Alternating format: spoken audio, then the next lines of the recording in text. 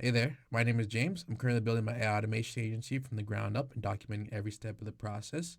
During the early stages of this journey, there are many times where I had the time, I had the motivation, but I still didn't end up doing any work. I'm sure this is a problem that many people face when they're first starting off, so I wanted to give some clarity on exactly how I beat. And if this is your first time coming across my channel, welcome, and all I ask is just for a like and a subscribe. I want you to think back to a time where you're up at 2 or 3 a.m. and you got a sudden boost of motivation either to launch a business or to start taking your health seriously or even to start taking school more seriously. Then I also want you to think back and think about if you actually acted upon that the next morning. What happens all the time is we come to realize that motivation isn't enough to keep us consistent and to see the results that we want to see. If you ever wonder why it was so difficult for you to follow through on any of your goals, anything that was holding you back was friction. I don't mean it in the literal sense where it refers to the resistance between two objects rubbing against each other. To me, friction is anything that makes it easier not to do the work than to do it. Now I want to touch on motivation a little bit more. My everyday life at times can get pretty busy, as I'm sure is true for a lot of people watching this video, but I try not to let that hold me back from doing what I know needs to get done. On motivated days, I'd probably go to the gym from 6 to 8. From about 9:30 to 12, I'd go to university. Afterwards, I'd get home at 1 to 2, do 10 Upwork applications. Then I would do client fulfillment. And then I would do more research on how I could get more clients to come in. That was what a motivated and very successful day looked like for me. But the issue lies is what I did the next day. A lot of the times I've picked up on a pattern that if I wanted to do the same thing the next day, it usually came from the results of the day before. Meaning that if I did the 10 Upwork applications and none of my applications got viewed, I felt doubt going into doing it the next day. But even then, maybe I did do it again the next day. But if the same thing happened, then by the third day, I feel completely demotivated. And at that point, discipline just starts feeling honestly exhausting. We live in a society where instant gratification is what we expect from whether it's doom scrolling or a YouTube video being dropped right when we want it. We're used to just having our dopamine receptors and seeing the reward right away. But in reality, all things that are worth having sometimes take a little bit of time. And through that, once you keep on going through those cycles of being extremely motivated and then starting something for a few days and then stopping, that inconsistency creates guilt and creates doubt in yourself. A really big idea that shifted the way I see things is that if you want your world to change, if you want to create a life that you never had before, then how can you expect that to happen, but you can't even control yourself? So that really did stick with me. And a lot of things that people turn to in these times of not having control is they look for a coach to tell them what to do. They look for that little bit of structure. Again, touching on the idea of how we're trained as a society is that you're trained from birth to appeal to authority essentially. When you start off in middle school or preschool, you have a teacher that tells you to line up, a teacher that tells you, okay, it's time to eat. You have set schedules. So all the way up until you're done, let's just say high school, or even if you go higher education to university or your master's or whatever, you're still looking for some sort of structure in the way that every day is scheduled. So that when it comes to the real world or when it comes to you having to build something for yourself, then you feel lost. And that's where a lot of people get lost and they get stuck. I was the same way until I had a realization that no one is coming to save me. No one is coming to draw my path for me and tell me every single day this is what you need to do every single day, James. I had to realize that I had to take control of my own life. I had to take accountability for my actions and then act in a way that I knew I had to do. 'Cause that's the thing. A lot of us know exactly what we need to do to get to exactly where we need to be. We just don't have the systems put in place or the structure. So that is something I really want to focus on, is that even if you are accountable a lot of the times, there's still so much room for failure. But the thing that takes out a lot of that area for failure is structure. And I'll show you guys just how to go about implementing systems and structure to enable that you stay consistent. Before we go ahead, I just want to redefine what friction means once again. Friction to me is just anything that one, kills movement, and then two, makes it easier to not do the thing that you know you have to do than to not do it. So all that means is anything that slows you down, anything that makes it unclear of what you have to do, those are things that I consider friction points.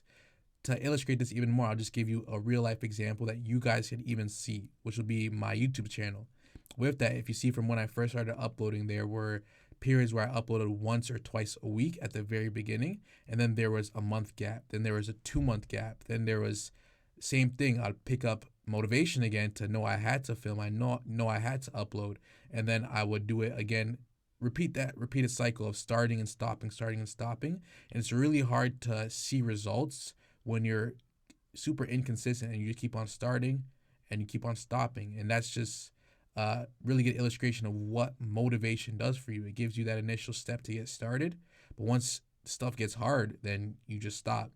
And the friction points for me recording videos and uploading stemmed from one, recording videos. So with my setup, I didn't have a consistent setup. I didn't have a consistent camera that I wanted to use. I didn't have a consistent way to make scripts or to know exactly what I wanted to talk about. I didn't have a consistent way to figure out video ideas. So I correlated making videos with a lot of labor intensive work of having to do a bunch of research, with having to struggle to say my script lines, because if you go to my first few videos, you would see that it's very scripted.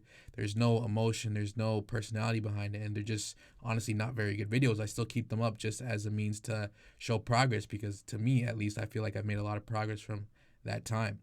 So those were some of the main things that come with just recording, and my recording process would take anywhere from 2 to 3 hours on average on my first few batches of videos. Then afterwards, when it comes to post production, I didn't have a consistent way of making thumbnails or a consistent ideology. So I'd have to basically make a new thumbnail from scratch and then try and repurpose other thumbnails from my first like 10 videos. So that would take another 45 minutes to an hour. Then with the titling, I'd have to figure out what was the best way to go about titling things. And then even with my descriptions, I didn't have a consistent description. So if you go to my old videos again, you can see how my descriptions varied, and that took so much time. So just having all those things that made it so difficult for me to film one 7 minute or 8 minute video made me not want to do it every day. Because why would I want to do it? The return on investment a lot of times at the beginning isn't there. I didn't see those results of a bunch of subscribers or a bunch of views coming in at the very beginning.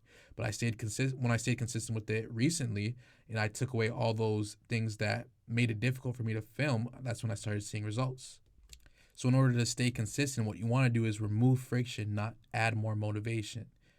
In order to remove friction, you need to first identify the things that make it difficult to do what you have to. So like I said, just drawing back to my example of filming videos, having an inconsistent script making process, an inconsistent thumbnail making process, an inconsistent filming structure, that made it really hard, and it took a lot of mental energy in order for me to film one video.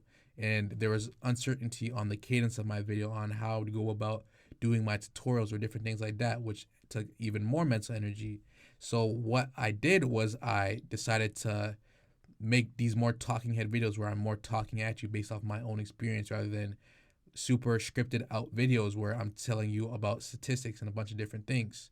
And then I made thumbnail templates that I just have to change around a little bit. And then I have pre-designed YouTube descriptions so that every single video I upload has a very similar description, and different things like that that cut my workflow more than in half. So now in order for me to get one video up, it takes about an hour, when in the past it took anywhere from 4 to 5 hours to get one video. And in my opinion, the videos are more high quality now than they were before.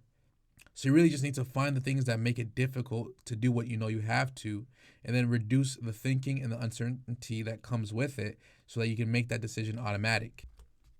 Now I'll walk you guys through the process that I do to remove friction from each week. This process just starts with me obviously planning out my week. So first I need to identify all of the high leverage tasks that I want to get done throughout the week, and if they're specific to certain days throughout the week, or days that I don't have a lot of work to do. So for me, traditionally, my Tuesdays and my Thursdays are my lighter days because I don't have my 9 to 5 job. So those are the days where I have the most time and room to do my most high leverage tasks because I don't have to worry about anything else. So from there, once I figure that out, I put my most high leverage tasks on those days, and then I plan everything else in between. But with this, I don't use it as a overly strict guide where I punish myself if something comes up. It's impossible to plan perfectly, and that's most of the reason why I don't plan 30 days or 2 weeks in advance, because it's too hard to really get an accurate, and not only accurate but an effective planning that far in advance. Because even with, let's just use again YouTube for an example, if I plan my videos a whole month in advance, then I'm planning based off of no feedback. So if I upload a video that does really well, and then my plan doesn't account for that, then I'm still uploading a video that no one wants to see. So that's just how the plan itself isn't just like a concrete plan where, again, you punish yourself if you don't do something wrong. What it really does is just gives you direction of where you need to go. So I never wake up saying, "Hey, what? I have no idea what I need to do. Let me just go sit in my computer room and just wonder for a few hours and hopefully I'll find it." I have an idea of the things I need to get done and the non-negotiables for the day, and everything else just kind of works itself out.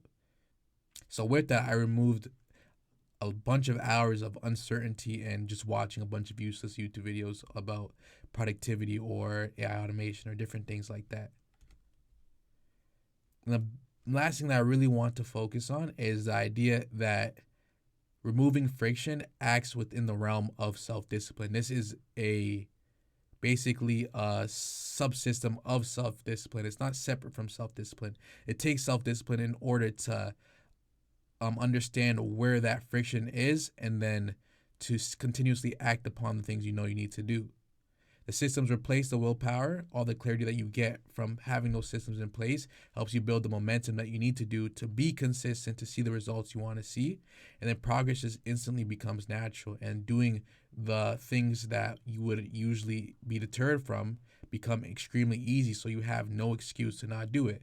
And if you don't do it, then the only person, again, you have to blame is yourself. That's all I have for you guys today. I know today's video was a little bit different than what I'm used to posting, but just going into the new year, I just wanted to make sure that everyone has the tools to do everything that they need to do in order to achieve all of their goals. If you want an even deeper look at what it looks like to build an AI automation agency from the ground up, click my first link in the description to subscribe to my weekly newsletter. In that newsletter, I break down everything I do every single week in order to enable my agency to grow. Other than that, I hope you guys have a great day and a great new year. I'll see you guys in 2026.